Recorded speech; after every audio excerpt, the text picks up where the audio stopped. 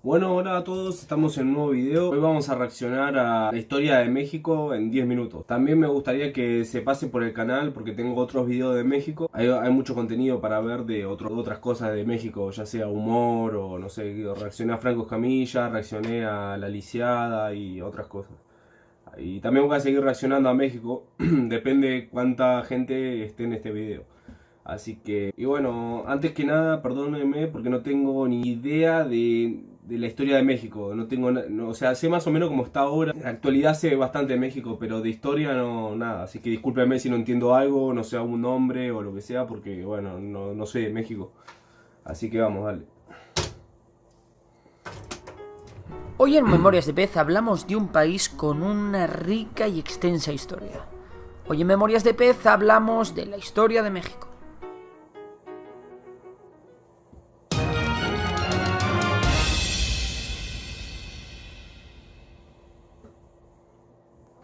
No es hasta el 20.000 a.C. cuando aparecen las primeras tribus nómadas en el actual México. Se dedican a recolectar frutos y a cazar. Estas tribus acaban descubriendo la agricultura y aparecen las primeras aldeas y poblados. Sin embargo, la primera gran civilización no surge en México hasta aproximadamente el 1200 a.C., cuando aparecen los olmecas en la costa del Golfo de México. Los olmecas desarrollaron un gobierno basado en la religión, conocen la escritura y desarrollan un calendario de lluvias gracias a los conocimientos astrológicos que tenían y que les sirvió para mejorar sus cosechas. Los olmecas desaparecieron en el siglo V a.C. por motivos desconocidos. Sin embargo, en el siglo III llegaron los mayas, con una cultura mucho más desarrollada, y se asientan en la península del Yucatán. Los mayas sí conozco algo y ahora cuando vaya a México, que tengo pensado ir en 2020, voy a ir a visitar bueno, las ruinas de todo lo que fueron los mayas. Creo que está, no me acuerdo el nombre, pero es como una especie de pirámide, pero simplemente de los mayas, y voy a ir cuando vaya a México, extendiendo su influencia por otras zonas. Los mayas se organizan de forma feudal con grandes señores que podían gobernar varias ciudades cercanas, desarrollan aún más los conocimientos astrológicos e incorporan las matemáticas a su sociedad. Los mayas desarrollaron también importantes redes comerciales con otros pueblos y tribus del actual México y de América Central. Antes de llegar los españoles hay que destacar el Imperio Mexica, que surge en 1325 y que funda Tenochtitlan, su capital. El Imperio Mexica destacó por su organización y su avance tecnológico, que incluía el uso de metales como el oro, la plata o el bronce con fines militares. El problema del Imperio Mexica es que constantemente oprimió a otros pueblos de la zona, algo que sería su perdición. En 1492 Cristóbal Colón llega a América y en los años siguientes los españoles mandan varias expediciones con el objetivo de conquistar todo el Nuevo Mundo. expediciones, ¿no? 40 barcos cargados de militares con la última tecnología le dicen expediciones. Bueno, vale. Hernán Cortés derrota al Imperio Mexica ayudándose de otros pueblos locales y establece el Virreinato de Nueva España. Todo este proceso lo podéis ver en profundidad en el vídeo que os dejo en la descripción. Los españoles incorporaron a los habitantes indígenas al imperio. El Imperio Español también se encargó de explotar los recursos mineros mexicanos, especialmente la plata, e incorporó al Virreinato de Nueva España al comercio internacional, conectando Acapulco con Asia a través del Pacífico y conectando el puerto de Veracruz con Europa. Las clases sociales estaban muy marcadas, sin embargo, al contrario que en las colonias inglesas, en el actual México sí hubo una mezcla de razas entre los indígenas y los españoles. Así surgen los criollos, que era gente nacida en América de padres españoles, y los mestizos, que eran hijos generalmente de padre español y madre indígena. Los grandes problemas vinieron con la decadencia del Imperio Español y la llegada de los Borbones con una mentalidad centralista que descuidaba las colonias. Todo esto provocó el comienzo de un movimiento independentista. Algunos sectores de las élites criollas cada vez veían con peores ojos el dominio político y sobre todo económico que ejercían los españoles sobre el virreinato. Por su parte, el pueblo estaba sumido en una crisis económica que creó un gran descontento. En 1808 Napoleón invade España. En ese momento los sectores mexicanos más independentistas aprovechan para alzarse en armas contra el dominio español. Durante los primeros años de lucha los independentistas fracasan, a la par que España gana la guerra contra Francia en Europa.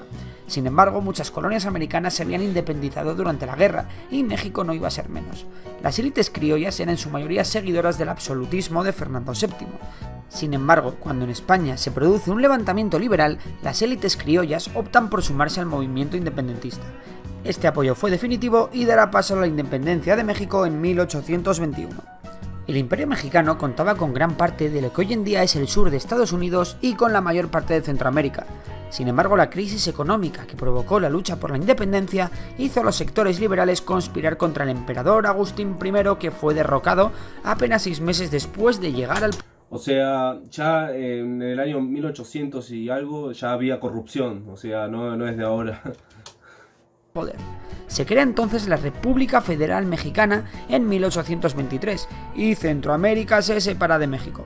En 1824 se crea también la Constitución, que recoge la separación de poderes y se elige al primer presidente electo de la República Federal, que será Guadalupe Victoria. Sin embargo, la verdadera estrella de este periodo es Antonio López de Santana, quien rechaza a los españoles y será elegido en multitud de ocasiones para ser presidente. López de Santana promulga las 7 leyes, una constitución de corte conservador. Sin embargo, del norte venían grandes problemas. Allí los estadounidenses reclamaban unos territorios tejanos. México atacó las posiciones militares de Estados Unidos en la zona y Estados Unidos respondió declarando la guerra. Estados Unidos ganó y se llevó gran parte de lo que hoy es el sur de Estados Unidos, como California, Nuevo México, Arizona o Nevada. Las tensiones entre liberales y conservadores se extienden por México, y Santana se autoproclama dictador. Los liberales no iban a permitirlo, y tras la revolución de Ayulta en 1854, Santana tuvo que dejar el poder. Todas estas guerras crearon una gran crisis económica. México fue incapaz de pagar su deuda externa y Francia, uno de sus principales acreedores, no se iba a quedar de brazos cruzados.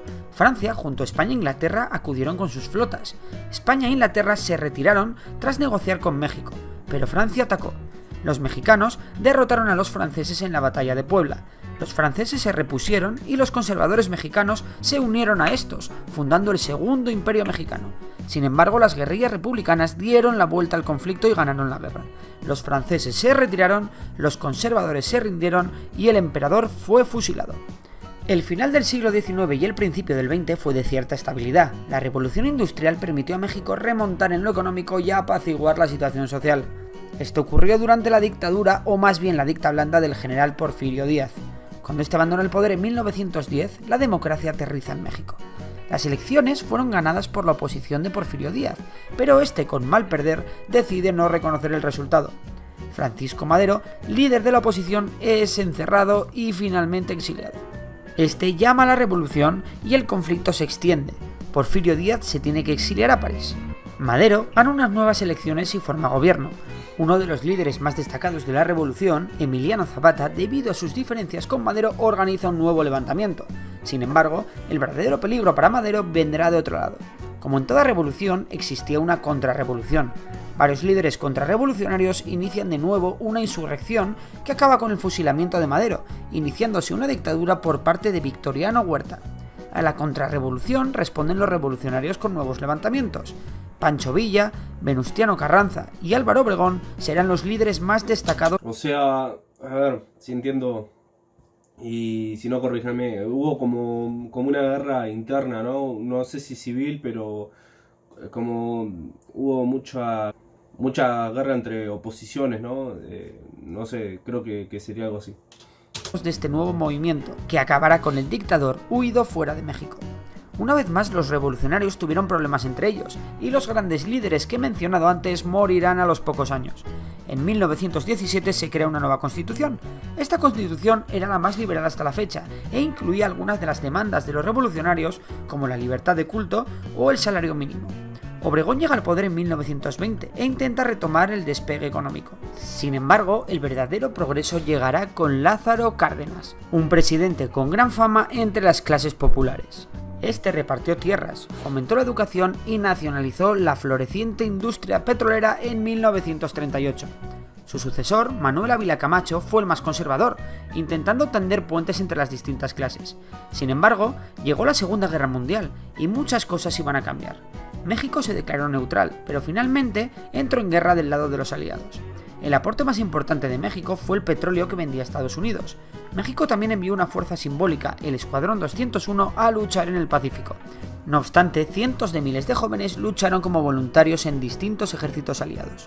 La guerra fue la oportunidad perfecta para que México retomara sus relaciones con las potencias occidentales que habían quedado dañadas por la expropiación de la industria del petróleo.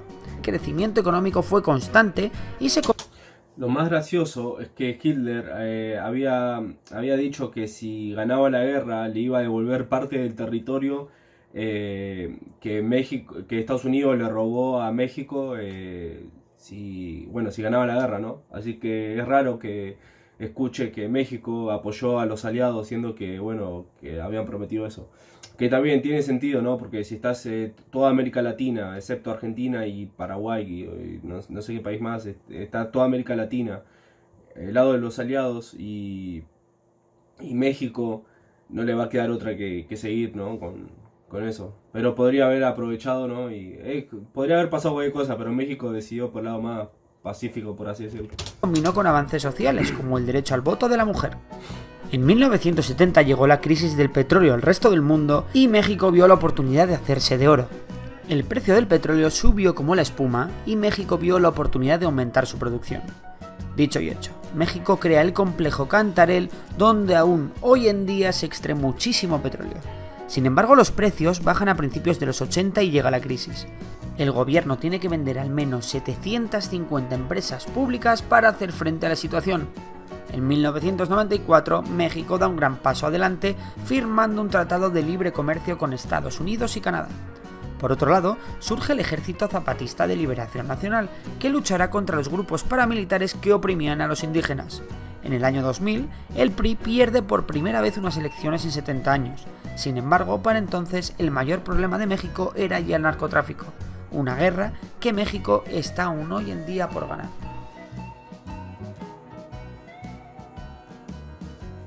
¿Terminó? Sí.